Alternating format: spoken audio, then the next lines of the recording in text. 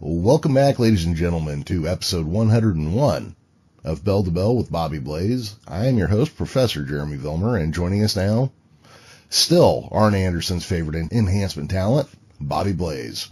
All right, yeah, I'm still over like that, baby, and I'm going to tell you, welcome back, wrestling fans. We appreciate you listening in to at least 100 of these episodes. We hope you caught all of them.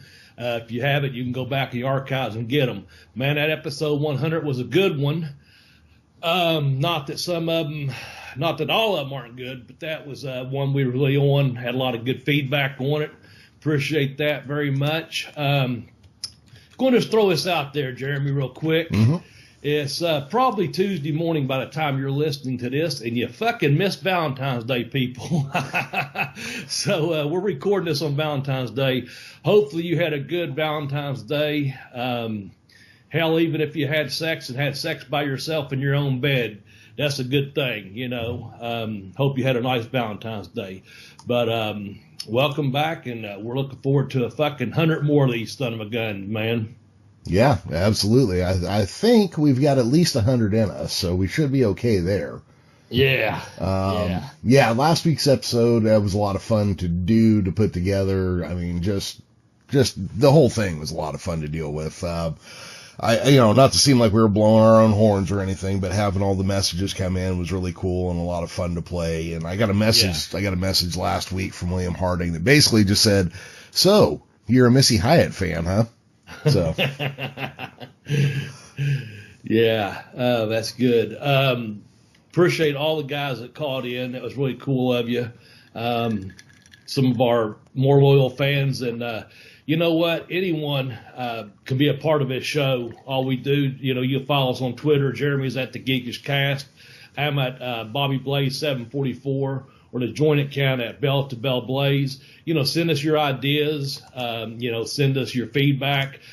Rate us on Google or iTunes or wherever you're listening, Spotify. And just be a part of the show, man. Because that fan interaction, it's just like going to the matches live, man. It's a little bit different when you get your name called out on the podcast and you get to be a part of it and have your say. Yeah, and absolutely. Feed us those ideas. We've had. Several really good top 10s just off of someone's feedback on something we've missed, or left out along the way, not intentionally, but for a purpose of, say, when doing one of our top 10s to use as a reason. We left Dusty off of the list, and it created a whole podcast just on Dusty. With that said, we appreciate all the feedback we have been getting. All the feedback this week I got, man, was very, very positive. It sounded like you guys were having fun, which we were, and it was a good time. So glad everyone enjoyed that podcast. Yeah, absolutely. So again, thank you everybody who sent something in. Thank you everybody who listens, even if you didn't send something in. We appreciate you being there. Like Bobby said, if you've got an idea for an episode or want to, sound off on something, hit us up on Twitter. I believe you can still leave us a voicemail at our podcast website on anchor.fm/bell-to-bell-blaze. I think that's still there. Spotify bought Anchor, so a lot of things have changed. So I don't know what's different yet or not, but I imagine it'll start getting more integration into Spotify. So I think there'll probably be some changes the way the show is hosted, and I've also seen where they're doing things like if you just put the show on Spotify, you can use their music library. Stuff like that is coming as well. All right. And also, don't forget, we do have a Facebook page, Bell to Bell Blaze.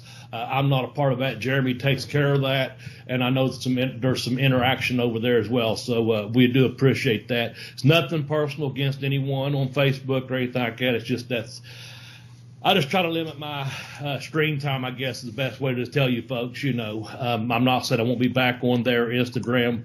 I ruined Instagram for a while, and then I started hitting some trigger points, and nothing, just more of a personal decision, to get off of that as well. So not mad at anyone, not black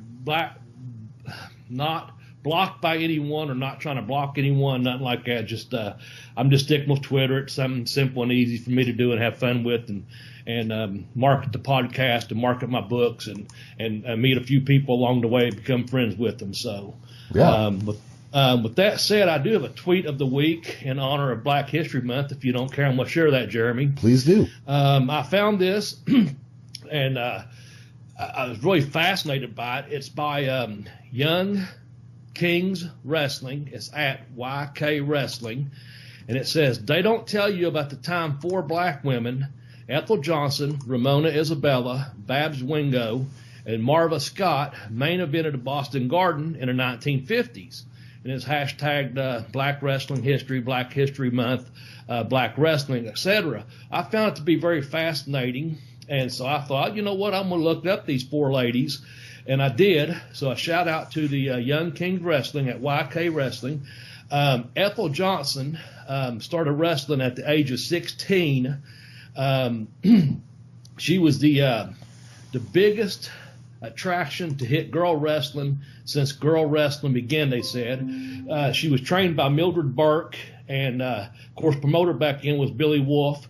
But Babs Wingo apparently was her older sister, and she started in 1950. And I didn't have a lot of information on a Ramona Isabella. She did work a lot for NWA. But then again, in 1952, Marva Scott started wrestling. She was Ethel Johnson and Babs Wingo's sister, too. So there's 3 sisters involved in this match. And I thought that was pretty cool. But also, even though they're showing a match from the Boston Garden, there's highlights if you go to that site on their Twitter feed. But in Baltimore in 1952, they drew 3,600 fans, over 3,000 people. 2 years later, this trio of sisters, they got top billing.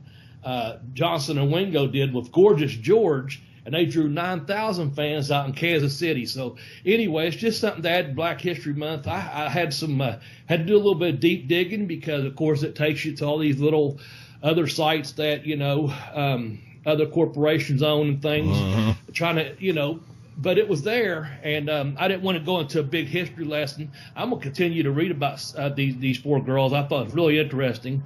And it's right. Sometimes they don't tell you about the things, stuff they don't teach you in the history books, or you don't realize we're going to be talking about some different wrestling things today when we get into our list that, not everyone knows about, but you certainly should know about. So that's why I went ahead with that tweet in honor of Black History Month, and also these 4 ladies that participated in this match and apparently worked main events in several other major cities too back in the 50s and the 60s. I think one of them finished up,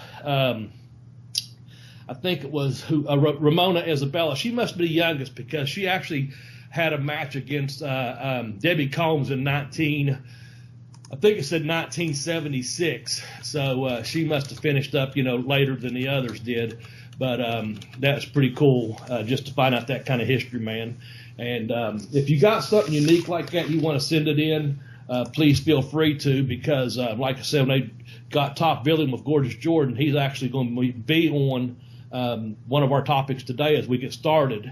The professor has come up with a terrific idea for this week's podcast, and I'll let him go ahead and explain what's going to take place.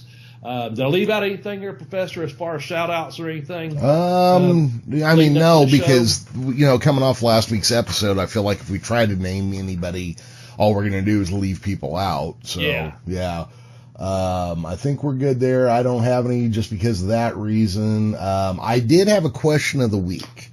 Yes. And it's something I've been trying to remember to do every week, but I've been doing a real half-assed job of it. But here's a question for you, Bobby, for everybody listening. I want to hear your opinions on this. Yes. If Magnum hadn't been in that car wreck, would Sting have been as big a star? Okay, let me say this real quickly, too, before I answer that question, okay? This question, fans, please feel free to answer. I answered last week's question, gave my opinion. I don't think we got much feedback from that particular question, maybe because it was such a big episode. So even though I'm going to give my answer, and Jeremy can agree or disagree, I think he agreed last week with the way things were. But please feel free to share your opinion. There at one time, several people were responding back and giving us their opinions. I forgot what some of those questions were now. So, just because I'm giving my on-air opinion doesn't mean it's right or wrong. It's just my opinion. So hit us up on those Twitters and give us your feedback as to what you think. Now, if Magnum hadn't been in that horrific car wreck, would Sting have been as big a star as he was? I absolutely think so. You think so? I do, and I'll tell you why. I think Magnum would have been an even bigger star, of course. There's no doubt about that. I think that Sting, people had seen him without face paint, with face paint. He had that body, and he was willing to learn. You know, he had worked out in Mid-South. He had worked, Texas, I think, some, California. I think he was willing to make it no matter what. Now, this is going to sound contradictory. He wouldn't have probably got to work with Flair as much as he did early on, and get that good ground-based education right there that you got your major heel that you're in there with night after night to follow. Mm-hmm. So that may have been depending on who he would have went with, if he, I think that's a factor right there. Where he wouldn't have been able to work with Flair every night, and maybe had to work with another talent. Had they brought him up a little bit, there was a lot of talented heels there they could have pitted him against. So I think eventually he would have emerged, as a baby face, but maybe at a slower rate. But with his build and apparently his attitude, was all about, he was willing to learn and pay his dues. I do think, and his interview started, coming across with just the yelling there, but yeah, but nonetheless, I do think he would eventually, found a way. I don't know if they'd have put him maybe with any of the other four horsemen. I don't know if they had put him with against a Barry Windham, maybe, someone like that to work with night in and night out. Maybe not as quickly would his star have risen, but I do think he still would have been a big star. In fact, he may have been one of them guys that just showed up at Vince's and in New York and had that body, had a little bit of experience, and they said, "Look at this guy," and they put another gimmick on him. You know what I'm saying? I mean, it happened to his partner, the Warrior. Oh yeah, less skilled, not willing to apparently put the effort into it that Sting did, and he got over huge up there. So who's to say it that a Sting just didn't show up there and they say, well, you're already a star, look at you, throw some face paint on you, and Warrior 2 or Dingo 2, you know what I'm saying? Whatever it was, yeah. Who the fuck knows, So I do think he would have found his own way, but not as quickly. And I think, again, I want to say this. I think Magnum, I think everyone knows this, Magnum probably would have been he would have been a mega fucking star. Yeah. Over more than he was, because he had that look, he had the body, he could talk, and he could certainly wrestle. I mean, he could wrestle and work, and so that's my answer, man. What do you think? Am I close? Well, I don't know. But let me, as I game this out, as I just roll it around in my head some, because it was Flair that decided that Sting should be where they focus next. That was his call. And I don't know if that would have happened if Magnum was still around, but here's the other thing that while you were talking, it occurred to me, and maybe this is where you were headed with one of your thoughts, that if Magnum had stayed around, maybe Jim Crockett Promotions would have been the breakaway pull-out front star. I mean, there's a chance that Magnum could have had the drawing power to do that, and if that had been the case, there would have been more room for other big stars around him. Mm-hmm. But then again, like you said, Sting maybe with Magnum there going, well, I'm never going to get ahead because of that. Let me go to New York and maybe broke out there. I don't know. I would think somehow he'd become a star because, I remember watching him when I was a kid and just thinking, Jesus, this guy's amazing, and that was even when he was just starting to break away from, Eddie Gilbert, Yeah. Just the amount of intensity and the, and he was huge back in the day. When you look at how big he was when he was younger, like just muscle wise, the guy was a wall of a man. But I don't know if he would have been the star like he was at WCW. Right. Yeah. Good question of the week there. Send your answers in. Let us know, what you think, man. Would he have, been as big as the star as he was? That's another good question. Okay, so I guess we're going to start here with the 5 things every wrestling fan should know. Now, we're not preaching to you on this, so don't want to come across that way, so I want to kind of preface that. The professor came up with an idea of something we're working on long term, and I'll let him kind of, not to let the cat out of the bag or anything, but he can kind of come out to some of the stuff we've kind of discussed, and he's come up with these 5 things every wrestling fan should know. So I'm going to let him just kind of introduce the first one, and go for that. It's not a history lesson in the sense that we expect you to remember every one of these particular dates and every one of these particular names, and it's not a pop quiz or anything, but it's just something that I think that when he sent it to me, because we would work on another idea and we were kind of stuck on it, to be honest with you, both of us were, and when he sent this idea, I was like, yeah, thank you, this works, because it's something we both, as wrestling fans, obviously have a keen interest in, and with all of our listeners, assuming that you're wrestling fans, that's probably why you tune in. This is something that you may be of real interest to you, that you already may or may not know, but please feel free to share it. And if you, once again, it's one of those things, it's interactive. You can let us know you didn't know this or you knew that, and where we go to next with it. So go ahead, Professor, start us off there. And I do want to include the caveat that if you don't know these things, or if you're a wrestling fan and you don't feel like you should have to know these things, you're right. You're right. Exactly. Yeah.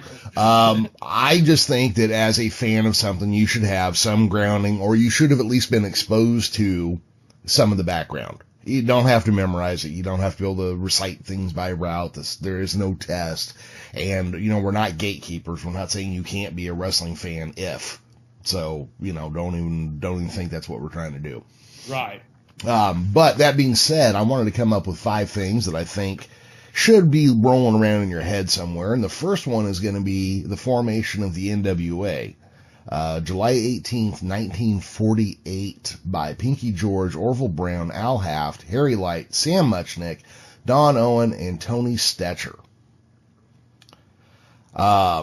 This group would go on to basically put a chokehold on all of pro wrestling. They were the major ruling council / body over pro wrestling, starting in 1948.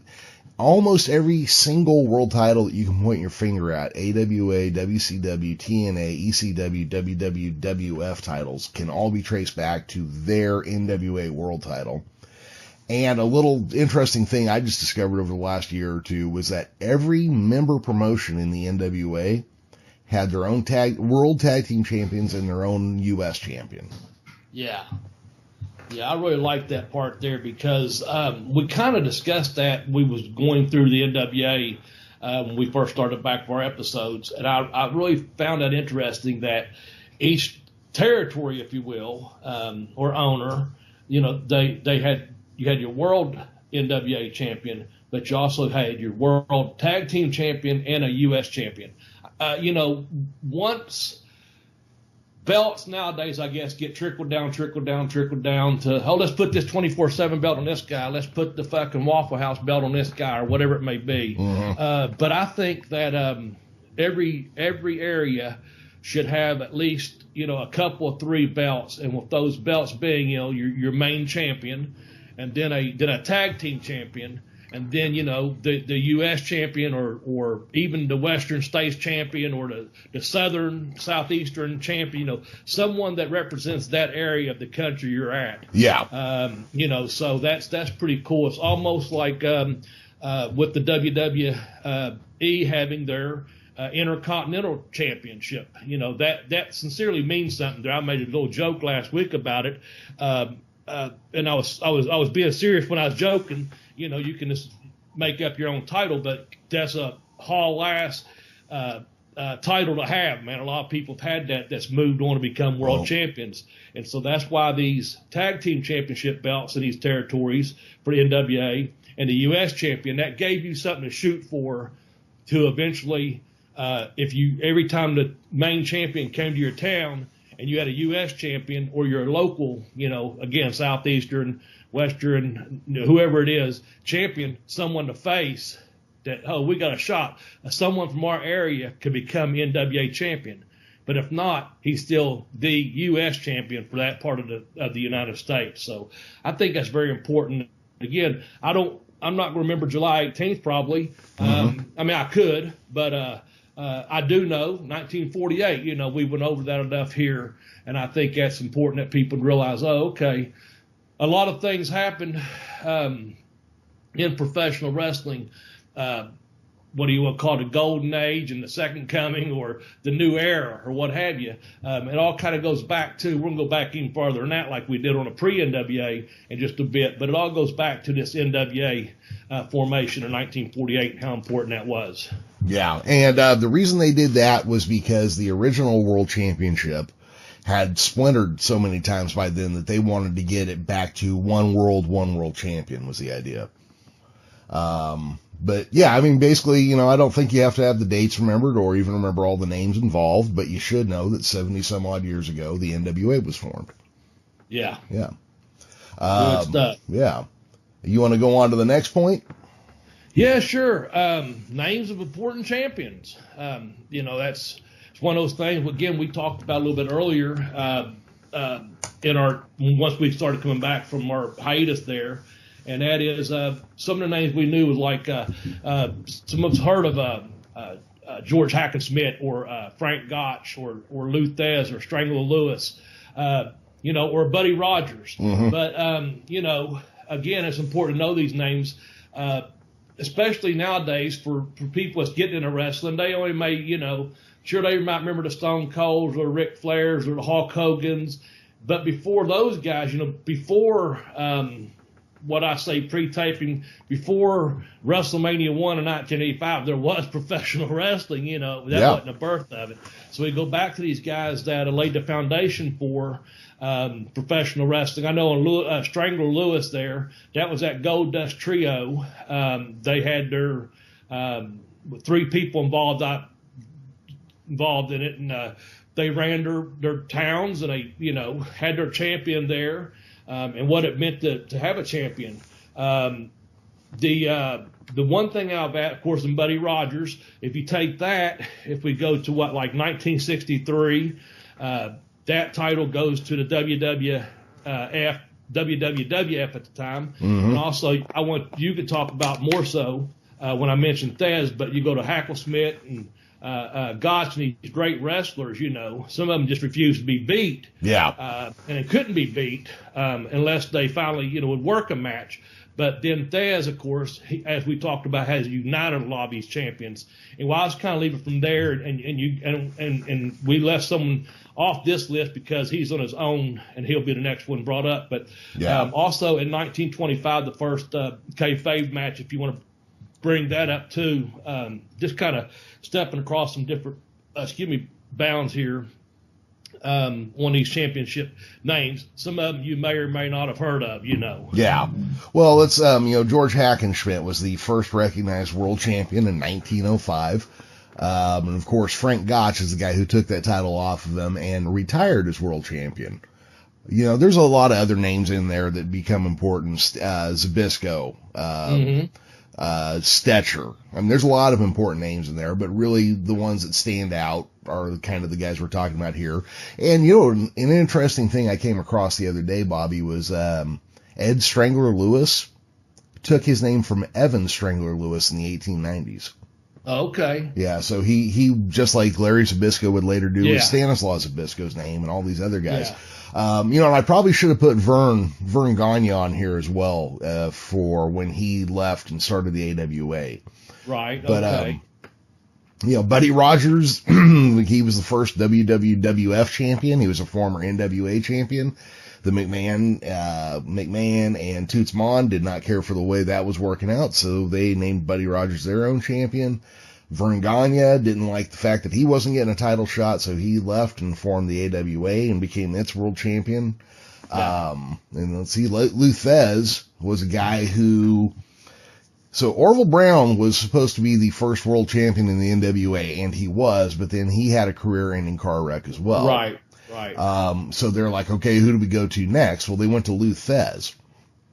Now, Lou Thesz is the kind of cat that could snatch a hold on you out of anywhere, and he could either, work a shoot or shoot a work, or he just beat your ass, So they had him go around and start gobbling up these other versions of the world title into the NWA championship, and that includes the National Wrestling Association world title, I believe the New York Athletic Commission, I believe the other AWA title was in there, I believe the MWA Midwest title was in there, but he was the guy who really put the shine on and solidified and made the NWA title what it was.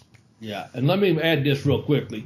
If I'm sure a lot of our listeners are familiar with most of what you're speaking about here. If you're not, go back several episodes, what we called like season, I think it was season 5 we started back with, maybe. Either way, go back here. We did a pre-NWA. We did 5 quintessential champions pre-NWA. That was a pretty darn good show that the professor put a lot of work into, and you'll recognize a lot of these names. And then we went to the NWA. Then we did AWA and WWF, of course. But go back to some of those episodes, and you'll get even more details on some of these names we're mentioning when we're mentioning Hackle Smith and Gotch here. And then when you go to Thesz, he kind of doubled over. It went from pre-NWA to NWA, and it'll show you, Jeremy lists all the titles, that he unified to make that world NWA title what it was when they did.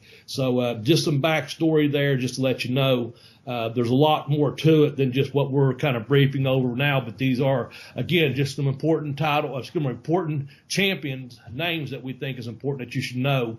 And like you said, even though it's not shown on our notes, you added Vern on there too. Yeah. So with that said, anything else about those names before we move on to this next one? The reason I kind of went with the guys I did, or the reason I wanted this in there, is because in every world title match in the past, we would hear, Gotch, Hackenschmidt, Thesz, and we all knew the names. Maybe in Thesz's case we knew why, but I'd say a lot of us didn't. But definitely in Hackenschmidt and Gotch, we knew they were famous. We knew them. We knew we should know them. We didn't know why, though. That's why I wanted to get this as a point in there. Yep. Okay, let's move on here. Mm-hmm. This gentleman here, man, you put him single because he deserves to be. Yep. And that is Gorgeous George, the original Gorgeous George.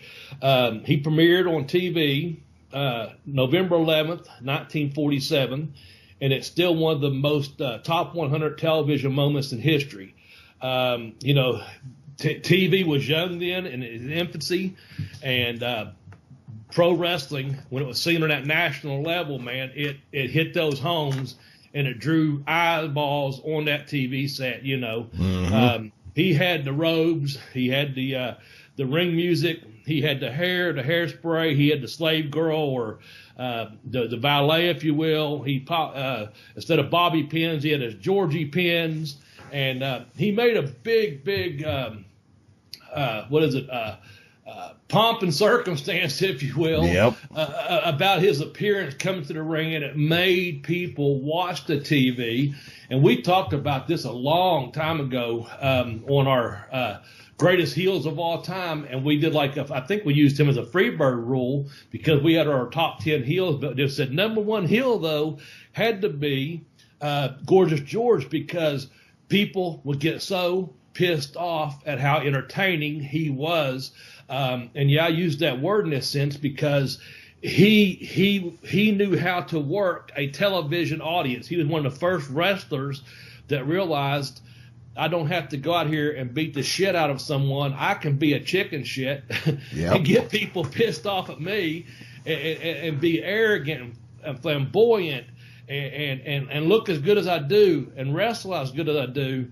But I don't have to do half of that stuff just basically by miming it, and mimicking, hey, this, he's going to get his ass kicked, but he's not letting people put their hands on him. He's afraid of him, and he's doing heel stuff. And he learned to work TV, you know. Yeah. And some people let TV work them. I think that the emphasis of TV, man, he's one of the guys that caught on. You know, this is the work. You know, that makes sense. Yep. Well, he'd come out and he had this wavy platinum blonde hair. So really the first of the, forgive me for using this term, first of the blonde sissy boy type to really, start coming around. He created the wrestling villain. You go and you look at every wrestling villain starting in 1947. They usually had bleached blonde hair. They acted like a chicken shit. They were suspiciously gay, perhaps, a little effeminate, They're all these things, and they were all created by Gorgeous George. Gorgeous George also, Macho Man Randy Savage was one of his huge fans. That's why he used the song Pomp and Circumstance. He actually went to Gorgeous George's family for permission to use the name for one of his girlfriends.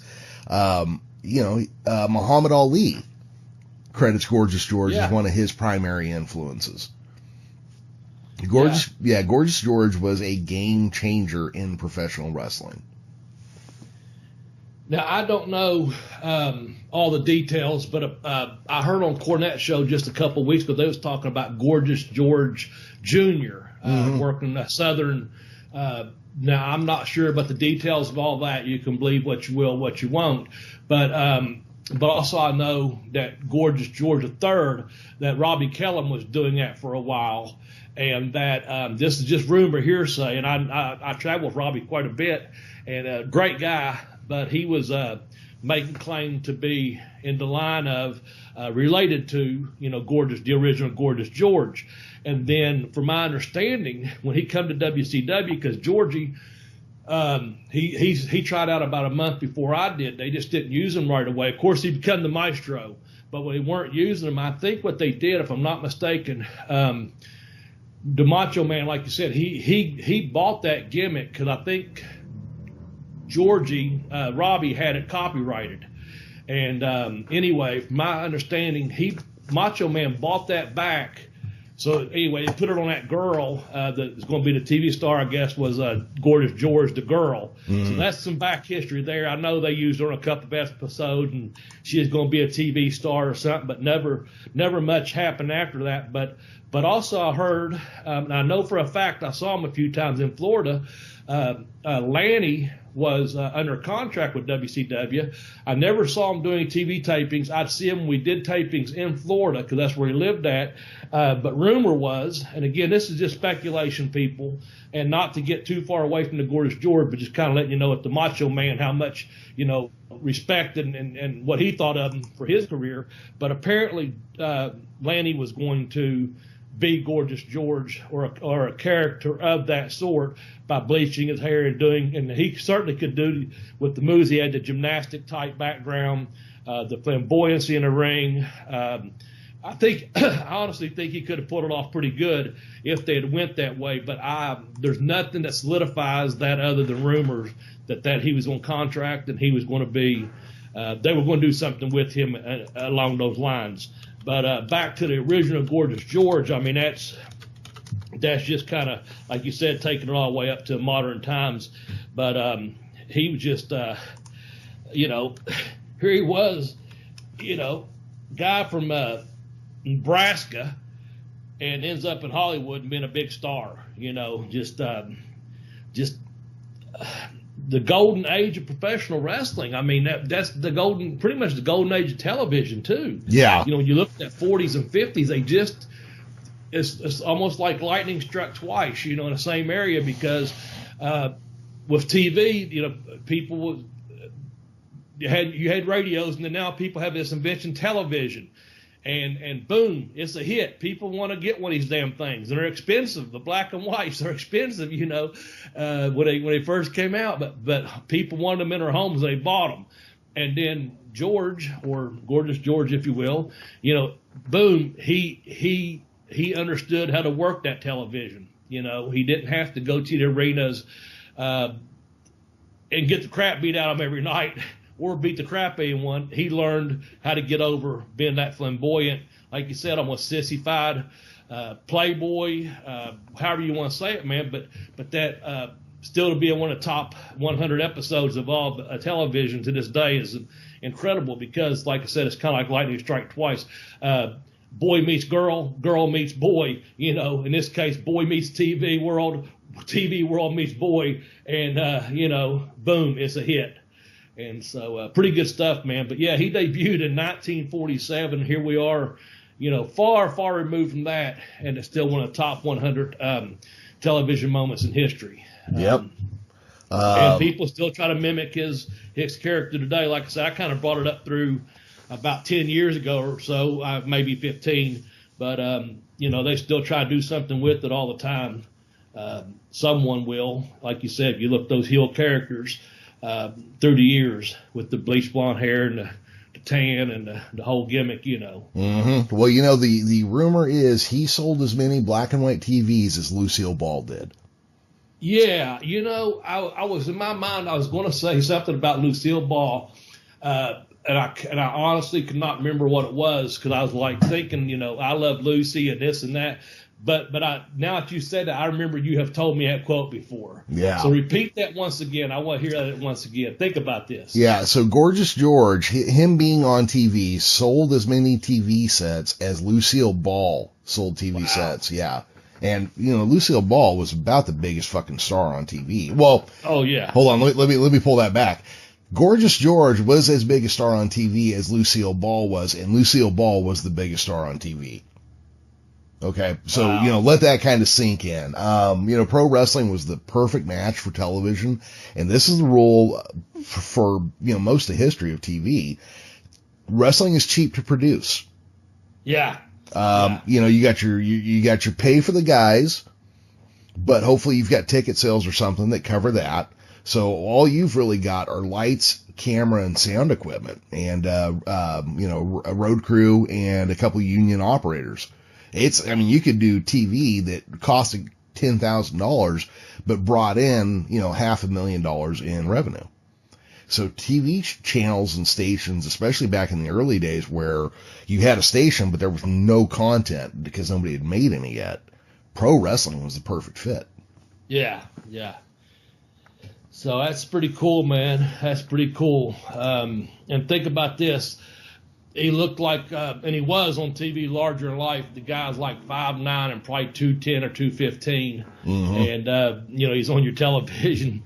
And like you said, he's getting people over, getting himself over, of course, but getting people over that was, you know, he's so big and tough and strong, but he also like, no, I'm backpedaling away, pussyfooting away.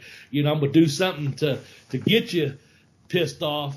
But I'm not going to back it up, so to say. I'm gonna play that chicken shit heel, if you will. Yeah. It just worked, man. It just worked. You know, so I need somebody to check into this because I have never looked it up. I heard somewhere that Billy Gunn stretched out the start of a match to the point that no wrestling was done for 16 minutes after the bell rang.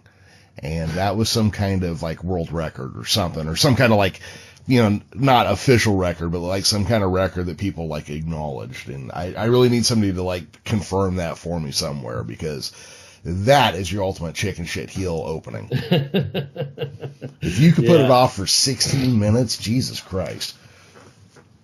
I'd be ready to stab you after 16 minutes. Well, you'd be very pissed off as a fan, you know, just if he's stalling, using that stall tactic, if you will, because you're right there, you know, ready to see the damn match starting. But if he's playing chicken shit that much and you're getting into it that much and you don't realize that much time has elapsed, and I'm sure that's probably a non-televised event. It's probably a house show or something. Oh, it would have had to have been. You know, but still, and I'd say somewhere along the line, honestly, just like inclement weather that we're getting ready to have here in Kentucky and throughout the Southeast over here is you go to some of these shows, and I've went to shows where there's been snowstorms and planes are delayed and windstorms where, you know, flights are delayed and guys are having trouble getting to town and stuff. You got to stretch it out. You know, we've had guys, small shows, place called Fleming Neon in Kentucky, way up here at the touches down there in Virginia. And a couple guys, Man Fernandez and Frank Murdoch, and them were running late, and we only had a couple heels on the heel side, so the heel had to come out and work the first match. And did he come back out in the second match and work in a tag, and just try to prolong those things? I know it's different. What I'm getting at is, but you're prolonging your match. I'm trying to think of if it's Cornette's show or someone else's show, Orange maybe, talking about someone going out and talking and introducing the first match and then making that match keep going. I know I was in a ring with Killer Kyle one time. Now, this wasn't a stall tactic, but, the TV's supposed to start like at 7:30. Of course, you have a dark match at 7 o'clock, and people's in the stands. And Kyle and I were supposed to do like about a 5-minute dark match, and they were still setting the lights when we started. And Mark Kerr was right there going, keep going, keep going. And Cornette, I'm sure he could have easily probably had someone in the back that could have went out there and done a second match. But he had enough faith in Kyle and myself. Them guys can go. And we went for about 30 minutes on a dark match before TV. We was in a ring with Ashland. They was turning lights on and off, testing microphones. This was down in Jellicoe, Tennessee, if I will. And Mark Kerr's like, not yet, guys, not yet. So I just worked, just kept working for 30 minutes, stalling until they could get those TV lights up and running to full capacity. So kind of the same thing, but not, you know what I'm saying? Because he's using a stall tactic to not even touch each other, to just play the chicken shit heel and wrestle. I'm just saying there is some comparison there, if you will. You have to do that sometimes. Impromptu, if you will, or cars subject to change, Yeah. But we got it to 7:30 or whatever, and I don't know, a sunset flip out of nowhere or schoolboy or whatever when Curtis said it was time. And Mark was professional enough, like, hey, we're both almost laughing anyway, gassed and laughing both. But it was fun. It was easy because we both knew each other really well. Not a lot of shit was called, to be honest with you. We just kept waiting for Curtis to tell us this or that.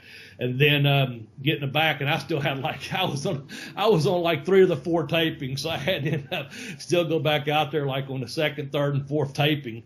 I think Cornette switched to I wasn't on the 1st taping or something to give me a little bit of a breather. But yeah, just fun stuff like that, man. So speaking of tapings, let's move on to this next subject. Taping, recording, and television, however you want to put this on here. It's I'm gonna open up with the title, and then you go from there. Black Saturday. Black Saturday, July 14th, 1984, Saturday morning. A bunch of people in the South go to tune in to Georgia Championship Wrestling and are caught off guard by the appearance of Vince McMahon, promising to bring you your local wrestling, but he's also going to bring us the guys from New York. Part of that was a lie. He basically just started shipping down his New York wrestling, which people in the South did not fucking care for. And this kind of started the issue between Ted Turner and Vince McMahon, the rivalry, so to speak. Mm-hmm. This set up, eventually JCP. This is how JCP got the WTBS time slot. This eventually is what sets up the WCW Monday Night War, with WWF. A lot of stuff can be traced back to Black Saturday, but I think the most important thing here is we discover Vince McMahon is not above bullshitting somebody to get his way and drive everybody else out of business. Yeah. Well, I remember that, and that day I wouldn't remember July 14th, like I said. I do know it because I know a couple of older friends of mine, friend of my parents, that's their birthday.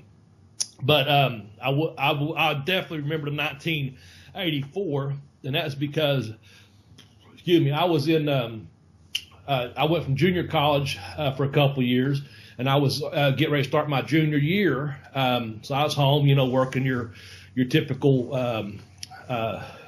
work study program job, at the local university or what have you. Mm-hmm. And went in one Saturday morning, man. I was one of those people, And I was like, had been exposed to where I, lived in a different city down closer to Lexington. I was getting the NWA some, but also we got the Tuesday Night Titans, I think it was, on USA Network, because cable had been more and more exposed to me over those last 3 years at that point, from like 81 here locally to 3 years worth. So, and of course TBS. So, because I remember that Saturday night, like, oh my God, it was incredible.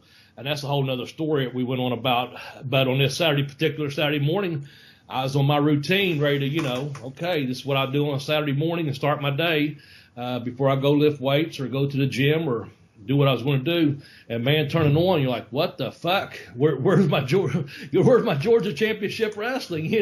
What the fuck what's wrong with the TV station here? This isn't TBS. This is USA Network. What? And you're sitting there going, no, it's on the right. I remember being in a student union thing going, no, it's on the right channel, man. What's going on? But instead of Freddie Brown or definitely Gordon Soley or some of those guys from the NWA or the Georgia Championship Wrestling, there's Vince McMahon. You're like, man, maybe something's wrong here. I'm not sure what it was, but people were pissed. I know that. I was one of them. Yeah. Black Saturday. So this sets up everything that kind of comes after that. I mean, it was around this time that Vince had really gone to war against Vern Gagne. He was running shows in Vern's territory with guys he had hired away from Vern, who he talked into no-showing for Vern, which is why contracts became a thing, because of shit like that. Yeah. Hulkamania, he stole Hulkamania from Vern Gagne, kind of, because Vern, to put the title on Hulk, he wanted a cut of Hogan's t-shirt sales. Right. And Bobby, you've told us that like gimmick sales were a thing, but merchandise wasn't really a thing yet. Right. That's the whole thing, man. That's the whole deal right there. Yeah. People back then, you had your gimmick table. You might sell your t-shirts, headbands, obviously your 8x10s or your 5x7s and what have you. Anything that Ricky and Robert might have, like I said, as Jerry Lawler said, he didn't know if there was a flea market or if there's gypsies over there selling their stuff when he first did their gimmick wars. But that's not a dig toward Ricky and Robert, because I learned a lot from them doing the gimmick wars. But this was merchandising, mass merchandising, as you know, nowadays with the we done our 10 favorite T-shirts at one time. That was one of our episodes, Yep. But merchandising became everything, especially through the damn 80s. You had those the dolls and the down collector's items, cards and just tons of stuff, merchandise. And of course, Vince had the capacity to do, once he got his foot in the door to where he wanted the way things were going, he turned that into a merchandising mecca machine, man. Oh, yeah. A mega machine, So, yeah, it wasn't just guys standing on their, intermission or before the show getting there early and signing a few autographs or intermission, taking your T-shirts out there. It was like, truckloads of merchandise coming in and being sold by peddlers, that worked for the company, So, yeah. Well, because here's the thing. Before Vince McMahon, you and your character were kind of the same thing. And where you went, your character went. But when Vince gets his foot on wrestling's neck, he begins trademarking characters. Yeah. And so you come into Vince from AWA, say like you're one of the greatest of all time, like Kurt Hennig. Mm-hmm. Well, you got to kind of sign off on your gimmick, or, you have to let him own your appearance, and so he can merchandise you. And this was a whole new thing. And I think this is what really sucks for wrestlers that work for him. Because you should be able to take your gimmick and go work on it somewhere else, and that should make everybody more money in the long run. You're a big star who's coming in from somewhere. That should be a draw to new people. But under Vince's method, he doesn't want any part of anything he didn't create. Yeah, he didn't know about you then. He didn't care about this is the creation you are right now, because he can copyright that. Yep. And you can go back. Yeah, you can go back to a good example would be just off the top of my head is you can go back to being Scott Hall. You can't be Razor Ramon, because he could still merchandise or market Razor Ramon T-shirts or what have you. or just using that as an example. The same thing. I mean, Kurt Hennig, like I said, he was basically a Mr. Perfect. He was a world champion, was great in AWA. But going up there and getting that gimmick, and what a push he got with that gimmick, Mr. Perfect. But when you leave there and he's back in WCW as Kurt Hennig, people still knew he was Mr. Perfect. You know what I'm saying? Yeah. He just wasn't making money off that particular merchandise that Vince still could be making merchandise money off of. And if he's willing to put up the money and do that and let that character run for 4, 5, 6 years, however long the run you've got, man, I mean, he's entitled to that. He owns the rights to it. That's why you signed it, and you're wanting to make it big. Why not make it in the biggest, wrestling company in the world? Oh, yeah, so exactly. If you've got that opportunity to do so, put your, sign in blood right here, Mr. McMahon. Yes, sir. Yeah. So. No, I get it. I understand it. Look, I think it sucks for the wrestlers, but for Vince McMahon, it's made him millions of dollars. Yeah. And for every time I say McMahon killed wrestling, he did just as many things to make it explode into a bigger fucking attraction. Yeah, well, you might as well go on. We jumped kind of ahead of ourselves right when you said that McMahon kills kayfabe.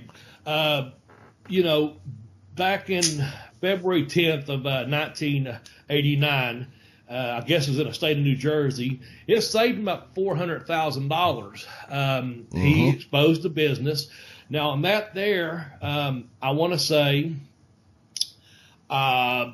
had a couple people working around me at the time said, man, did you read the paper this morning? It was either Lexington or Louisville. One of the, more likely it was Lexington paper, it was already in there, that he has exposed the wrestling business. And, of course, I was involved in a little bit, only had a few matches and stuff, and still hadn't taken off to Malenko's until to May of 89. But had some of those matches in September, October, November, December of 88, played around some that summer getting, quote, trained.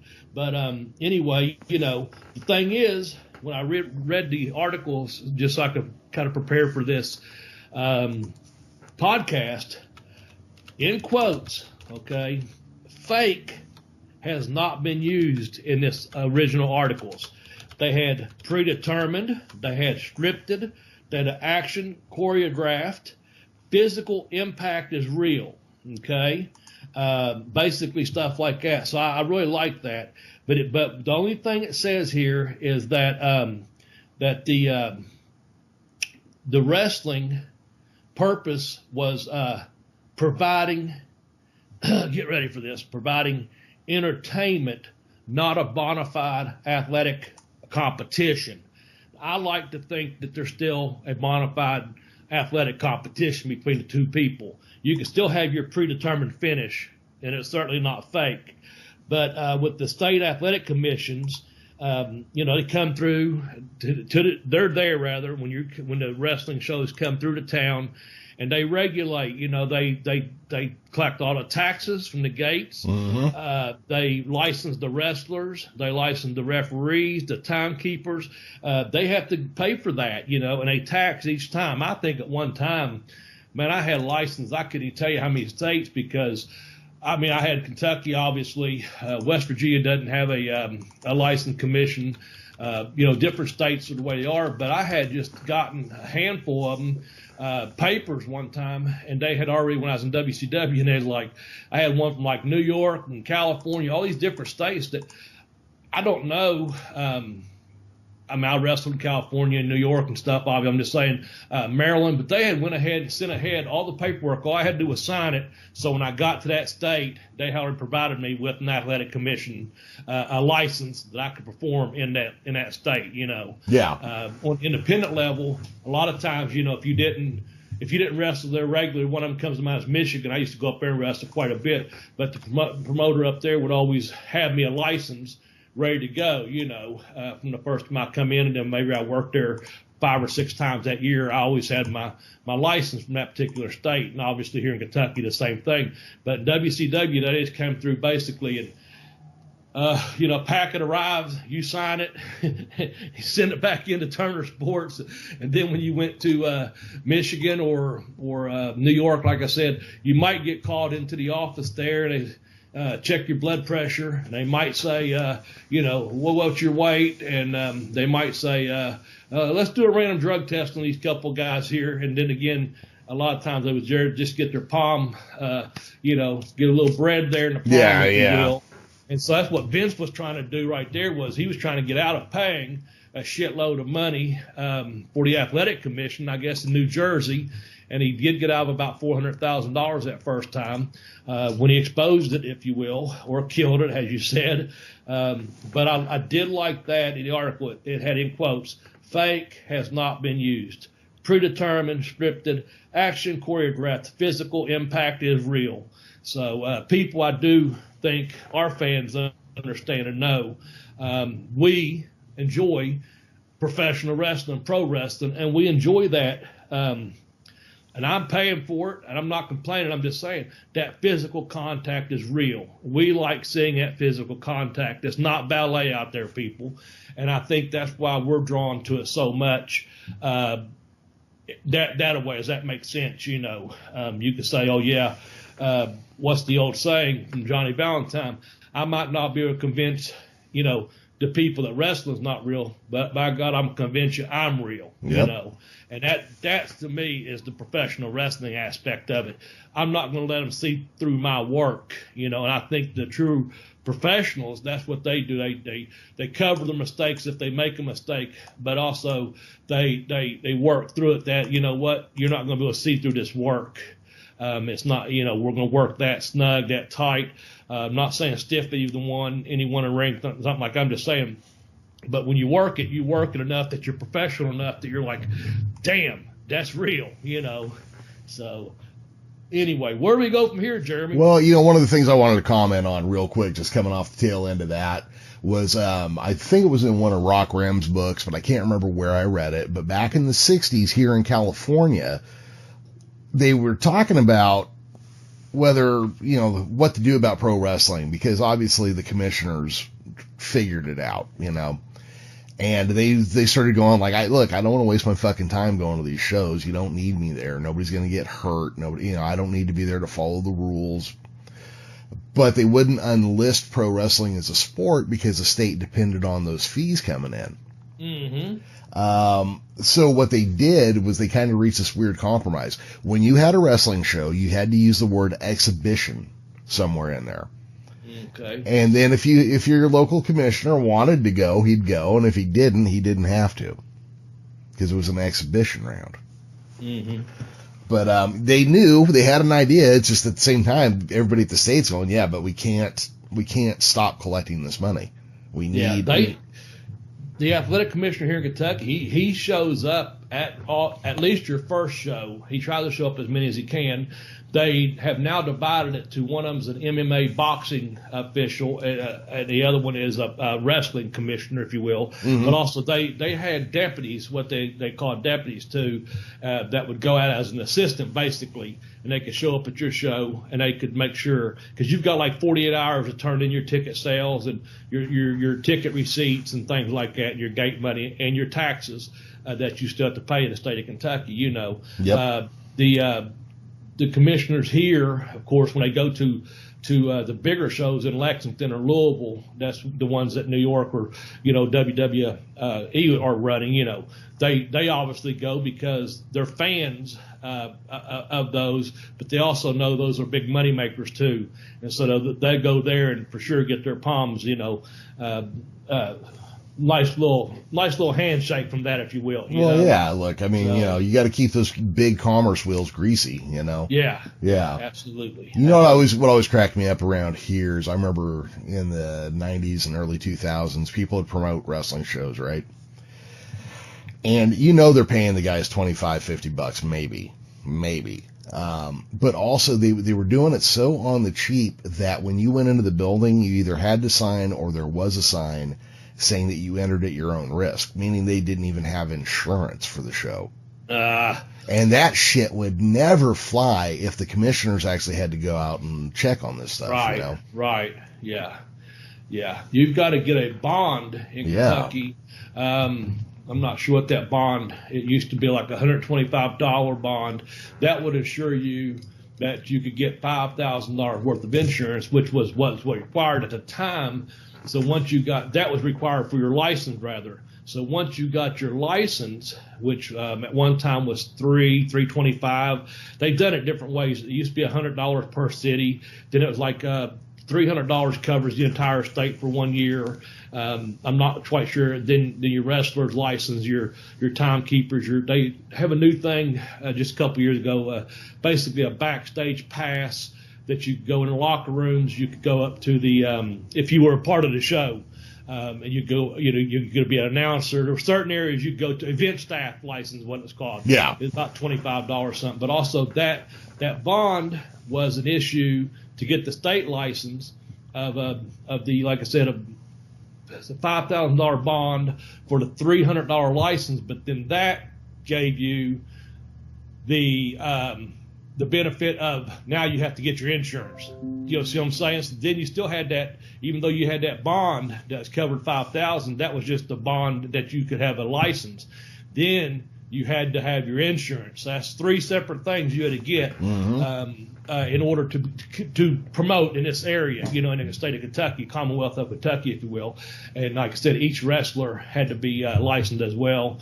They changed several of the rules regarding bleeding, you know, blading, whatever you want to call it, barricades around the ring. I know they split up about, 4 or 5 years ago, maybe a little bit longer than that. They split it up to, like I said, the boxing commission. I think MMA and boxing took off as one, and they left wrestling, the pro wrestling, as separate. So they had two different commissioners out of Louisville, Frankfort area that was appointed. You know, they were appointed, but they were doing several of those shoot fighting MMA type fights. They've done a couple here, several in Lexington, several in Louisville, and so they fell under a different regulation, if you will. And so they finally, but again, it's one of those things. You could take it or leave it with the regulations. It's like, do you want to walk into a building and sign a piece of paper that says, you know, you're entering at your own risk, or would you rather have a license, you know, in a commissioned state and know that, you know, okay, you're renting out this gymnasium. If they tear the floor up, they've got insurance to cover it. You know, if they tear the locker room up, they've got insurance to cover it. You know. Oh yeah. Well, let's just say like you take a fucking bad bump. Let's say you get, let's say you take a backdrop and you land with your back across the ropes or something. You know, there's a reason that insurance is required. Say you fucking throw a chair out of the ring and crack some old lady in the head. Yeah. You know, this shit is just, I remember watching that and just like, you know, it's one lawsuit and this shit will never happen again. Right. You know, right. Yeah. But anyways, Bobby, that's why we like professional wrestling, because they pay for their fucking insurance. There you go, man. Yeah. That's for sure. All right, man. Well, I think we've covered everything this week, man. I know we'll be back next week. Not sure what the topic's going to be. I'm sure it'll be another good one. And then I think at the end of the month, I'm going to do a solo one. I'm working on something that I think everyone will like, or I hope they will, and I hope to surprise you with it, as well as our fans. Just something fun. So anyway, until then, Jeremy, is there anything else we need to catch up on? Like I said, we kind of honored Black History Month the last couple of episodes. We've talked about Valentine's Day. By the time you're listening to this, folks, you missed a fucking boat. So hope you didn't get your heart broken, and hope you didn't eat too much chocolate or shove a rose up your ass or something. I don't know how you all celebrate your Valentine's Day, but if that's what you're into, whatever. You know, if that's what you're into, you know, it could be golden or it could be chocolate. Just watch out for those thorns, you know. Yep. So you know, Saint Valentine in the Catholic tradition, he was a martyr who had his hands cut off and hung in a store window. I don't know what that has to do with falling in love. I just always found that to be amazing. Yeah, fuck. Can't you tell us something about like Cupid maybe shooting someone in the ass with an arrow and leaving a positive note, not some guy getting fucking hands cut off and hung up in a store window? What the fuck is it with you Catholics? Well, I don't know. Fuck. Well, ex-Catholics, Bobby, ex-Catholics. But no, we're not. I'm not picking a religion. Believe me, I'm not. Everyone's got their own thing. I just know kind of you and I got our own little thing going. That's one of those things like lot of people don't want to hear our stances on that. So we're not here about Exactly. politics and religions. But hell, maybe Cupid will shoot you in the ass. But how about this? Who fucking believes? You can believe that, okay? Martyr, hands cut off, hung in a window, okay? Or you can believe, how about this other one, Jeremy? Okay. You know, this little fucking baby with wings, and he flies around with a fucking arrow, and he shoots people, and they fall in love. I mean, six one way, half a dozen another. I don't really give a fuck. You know what I'm saying? It's like, hopefully you just didn't get your heart broken. If you got a lover, more power to you, and I hope you had a hell of a Valentine's Day. Or if you fucking lived in Chicago and it's a St. Valentine's Day massacre or something, I don't know, man. Just putting it out there. Believe what you want to believe. Because if you come here for religion or politics, you're not going to like what you hear. Yeah, so that's why we don't talk about it. You're in the wrong venue for all of that. Yeah. You're in a podcast here for fucking professional wrestling. And we had to say the word entertainment a couple times a day, but in regards to professional wrestling. So we'll leave it at that. Yeah. Look, we talk pro wrestling here and the occasional dick or fart joke, and that's about it. Yeah. Well, Bobby. Speaking of which, I don't know where the fuck Melanie's at. I haven't heard from her since last. Well, what happened after the Super Bowl? Did you cut her loose or what? Well, you know, hey, I said Tampa Bay all the way, you know. Fuck, maybe she went back to Florida. Fuck, who knows? Oh, shit. Well, Bobby, I guess with all that being said, we should probably go ahead and call it quits, huh? Yes, well, let's just do that. Let's just do that. All right. Well, for the late Tex Johnson, myself, Professor Jeremy Vilmur, and Arn Anderson's favorite enhancement talent, Bobby Blaze, bye-bye, everybody.